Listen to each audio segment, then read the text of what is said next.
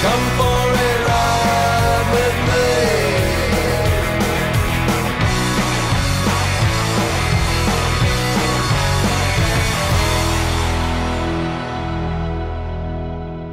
Welcome to CHB TV. Today is November 11th, 2011. I'm joined by Ed Lau and Richard Loat. I'm Matt Lee.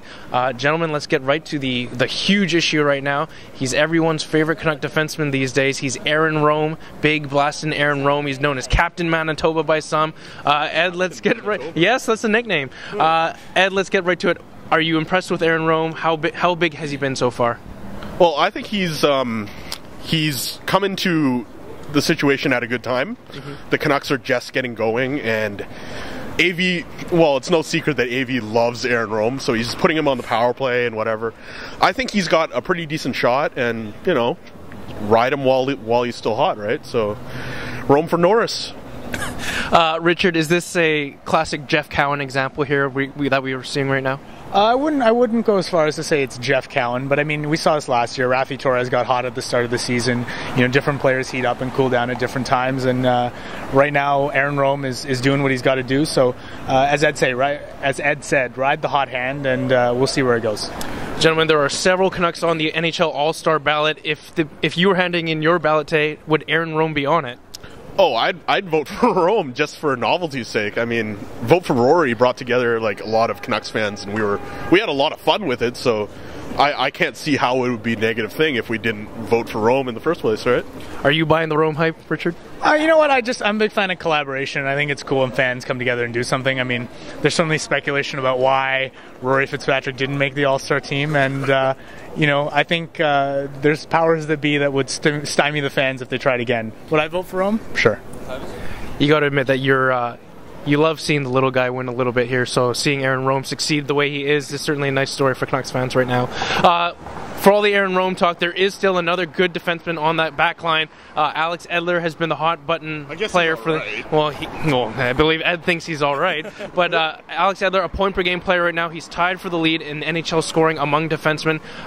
You look back at previous Stanley Cup winners, Detroit, Boston, all had franchise defensemen.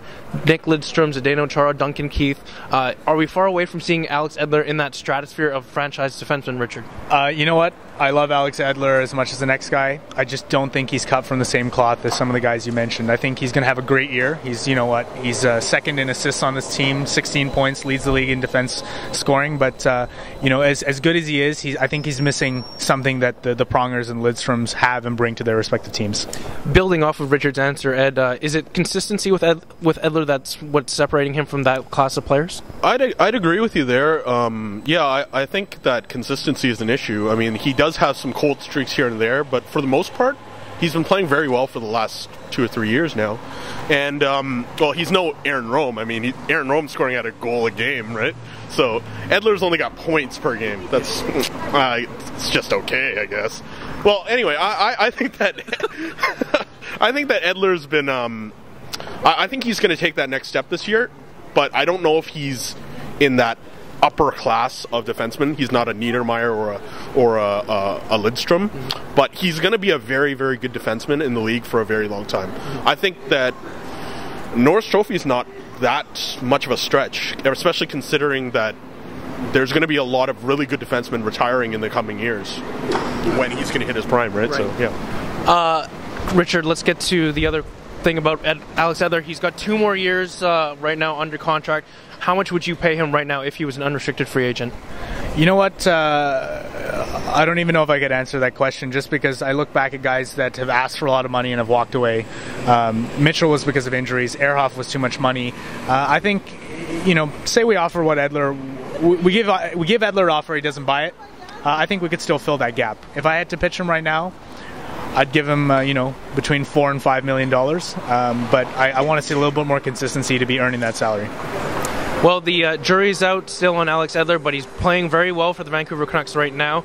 A reminder, today is November 11th. If you're at home right now, please take a moment to remember those who have served our country so valiantly. They've fought for our freedoms, and they've allowed us to enjoy the game the way we do now. So if you get a chance, just make sure you think about those people who have sacrificed their lives. But in the meantime, thank you for joining us here at CHB TV. We'll see you next time.